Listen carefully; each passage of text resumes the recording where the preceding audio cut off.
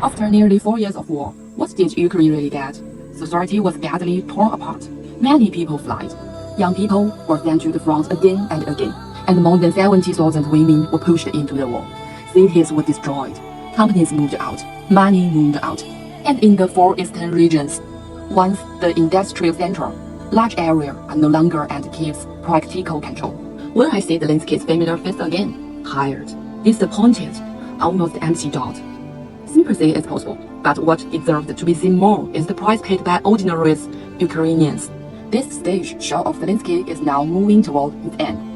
On December 40th, 2025, on the eve of meeting the U.S. envoy in Peking, Zelensky said in public, Ukraine will give up joining NATO in exchange for security guarantees from the West as a compromise plan to end the war.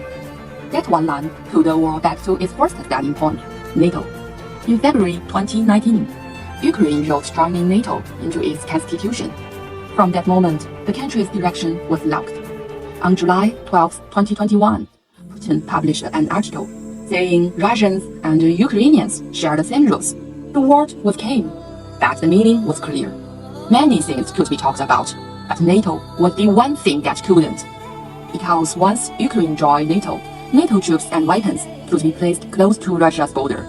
In December 2021, Russia asked the United States for written promise: do not accept Ukraine into NATO.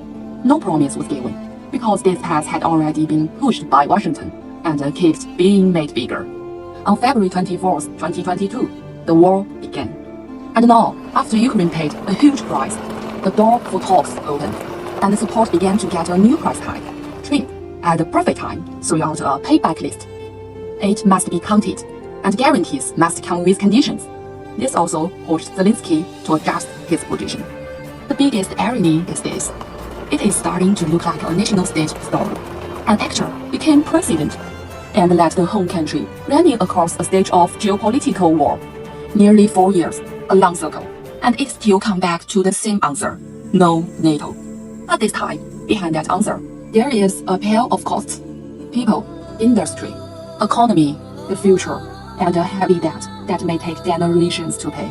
Is Zelensky a hero or a sinner? That will be judged by the people of Ukraine, and history will give the final answer. Next episode, we will talk about the only gain Ukraine got from the war: security guarantees.